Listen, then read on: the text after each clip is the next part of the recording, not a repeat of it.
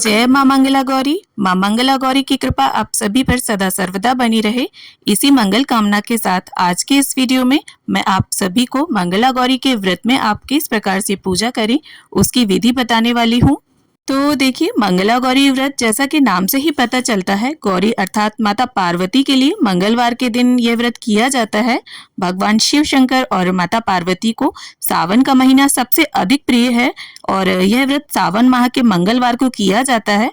इसे कुंवारी कन्याएं सुयोग्य मनवांछित वर की प्राप्ति के लिए करती हैं और वहीं पर सुहागिन महिलाएं अखंड सौभाग्य, संतान प्राप्ति और सुखी दाम्पत्य जीवन के लिए इस व्रत को करती हैं। और ये व्रत विशेष मनोकामना की पूर्ति के लिए रखे जाते हैं। तो इसके जो नियम विधि विधान है बहुत ही विशेष होते हैं।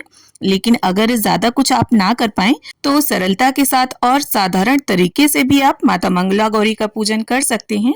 तो चलिए अब हम पूजा की विधि देख लेते हैं। तो सावन के पहले मंगलवार को सुबह सवेरे स्नान करके स्वच्छ लाल या पीले रंग के वस्त्र पहने और एक पवित्र साफ सुथरी जगह चुनकर चौकी या पठा बिछा लें और उसके ऊपर सफेद और लाल रंग का वस्त्र बिछा लें।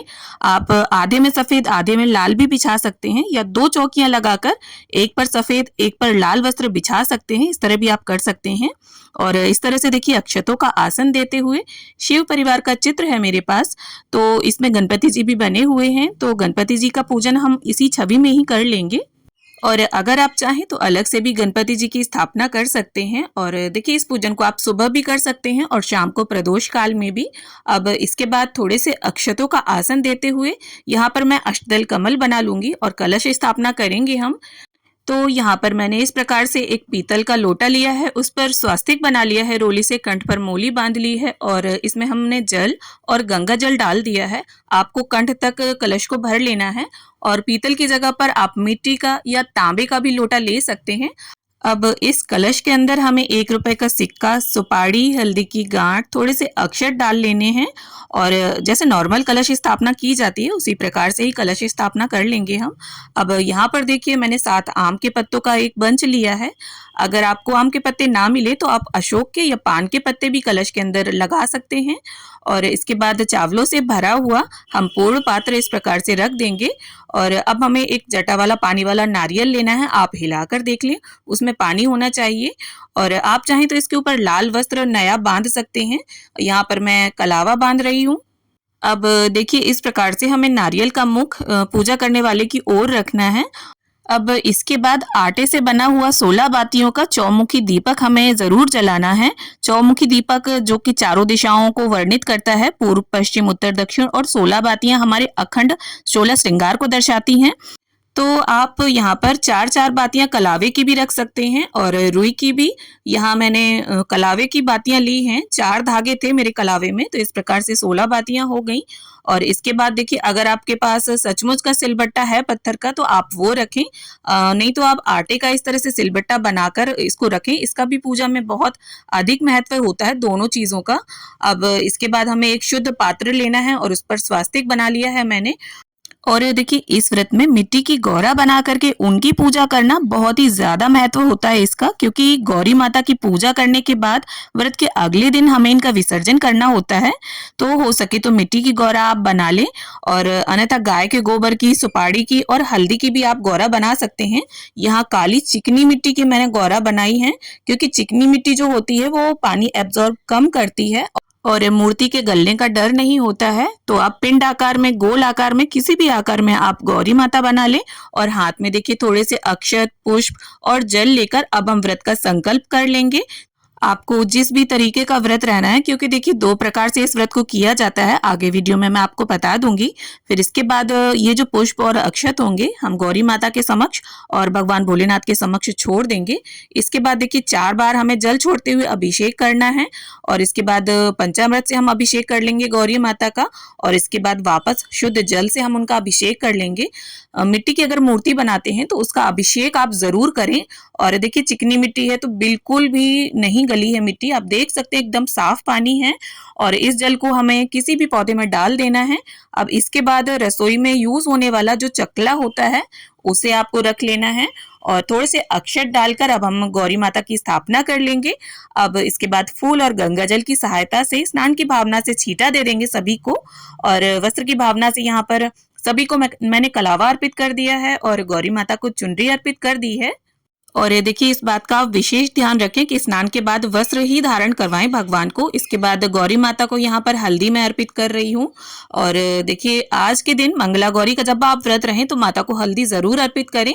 अब इसके बाद माता को यहाँ पर रोली अर्पित कर दी है मैंने, और गणपति जी को, भगवान शिव शंकर को, कार्तिकेय जी को, और जो भी वाहन बने हुए हैं फोटो में सभी के, सभी को हम टीका कर लेंगे। और इसके साथ साथ जो सिलबट्टा रखा है हमने, दीपक रखा है, कलश रखा है, सभी का हम पूजन कर लेंगे।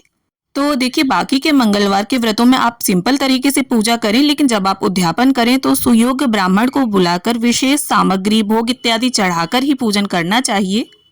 तो इस प्रकार से देखिए, अगर आपके पास मंगला गौरी की व्रत कथा है तो उसमें सारी चीजें दी हुई होती हैं। व्रत का विधि विधान, पूजन का पूरा क्रम वर्णित रहता है, और इसी में देखिए लिखा हुआ होता है कि आटे से दीपक बनाकर 16 तंतुओं की बत्ती बनाकर हमें उसमें घी से पूर्ण करके उसे प्रज्वलित करना चाहिए।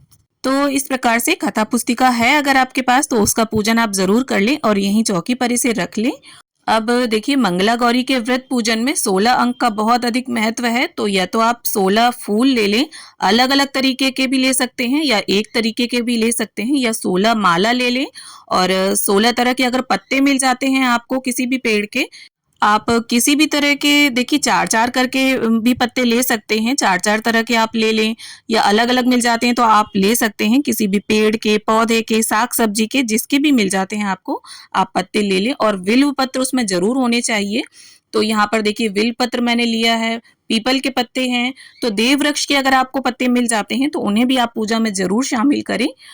तो इस प्रकार से यहाँ पर मेरे पास कुछ गुलाब हैं, गेंदे हैं और कुछ सफेद बेला के फूल हैं। तो 16 की संख्या में मैं उन्हें माँ गौरी को अर्पित कर रही हूँ। और साथ में हम कलश देव को और जो भी देवी देवता हमने विराजमान किए हैं चौकी पर, सभी को हम पुष्प अर्पित कर देंगे।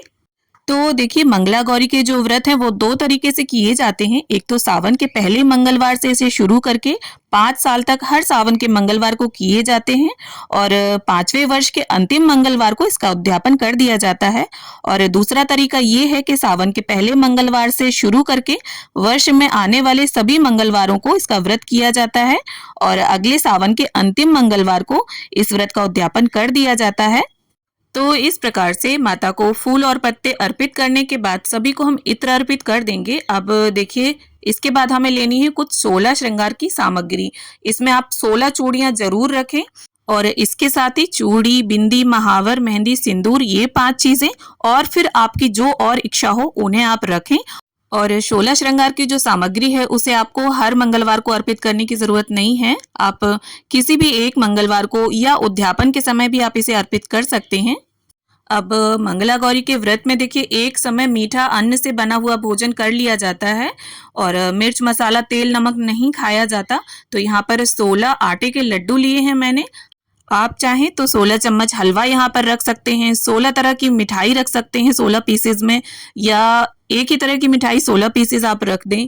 और इसके बाद देखिए, कुछ मेवे हमने लिए हैं यहाँ पर, 16 काजू, 16 किशमिश और 16 बादाम लिए हैं मैंने। और 16 की संख्या में ही देखिए हमें भोग अर्पित करना है। और आप इसे एक तरीके का भी ले सकते हैं, 16 तरीके का भी ले सकते हैं, 4-4 तरीके का भी ले सकते हैं। और इसके बाद हमने जल अर्पित कर दिया है। और मुख शुद्धि के लिए देखिए, यहाँ पर हमें 16 लौंग और 16 सुपारी लेनी है। लौंग में आप ध्यान रखें, फूल होना चाहिए। अब इसके बाद देखिए, सीधे हाथ में हमें थोड़े से अक्षत लेकर मंगला गौरी के व्रत की कथा पढ़ लेनी है या सुन लेनी है। और देखिए, मंगला गौरी की व्रत कथा का वीडियो आपको मेरे चैनल पर उपलब्ध हो जाएगा। यहाँ पर अगर मैं कथा सुनाऊंगी तो वीडियो काफी लंबा हो जाएगा। और इस कथा पुस्तिका में माता गौरी की आरती भी लिखी होती है, तो आप यहाँ से देखकर आरती भी पढ़ सकते हैं। अब देखिए, आरती के लिए यहाँ पर अगर आप चाहें तो आटे के 16 दीपक बनाकर आरती कर सकते हैं, या फिर 16 बातियों को इकट्ठा करके एक दीपक में लगाकर भी आरती कर सकते हैं। तो यहाँ पर 16 इस प्रकार से मैंने रुई की बातियां आती हैं वो ली हैं, उन्हें इकट्ठा इस प्रकार से हम कर लेंगे। देखिए, आप देख सकते हैं बड़ी ही आसानी से ये इकट्ठी हो जाती हैं। और फिर इसके बाद देखिए, आपको दीपक थोड़ा सा बड़ा लेना है, पीतल का अगर ना हो तो आप मिट्टी का भी प्रयोग कर सकते हैं। इसके बाद इस तरह से देखिए, घी में हम डिप कर लेंगे इसे, और बहुत ही आसानी से ये प्रज्वलित हो जाएगा। आप देख सकते हैं कितनी सरलता से ये प्रज्वलित हो गया।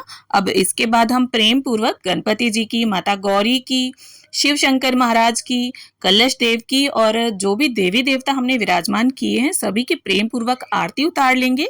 जय गौरी माता, जय जय गौरी माता, ब्रह्म सनातन देवी, शुभ फल की दाता, जय जय गौरी माता। और देखिए पूजन के समय आप मंत्र जप भी कर सकते हैं। सर्वमंगल मांगल्ये शिवे सर्वार्थ साधिके, शरण्ये त्र्यंबके गौरी नारायणी नमोस्तुते। इस प्रकार से अब देखिए आरती के बाद जो भी हमने श्रृंगार की सामग्री चढ़ाई है उसमें से कुछ माँ को अर्पित जरूर कर दें आप। और इस प्रकार से देखिए सारा जो सामान है श्रृंगार का वो आपको नया ही लेना है।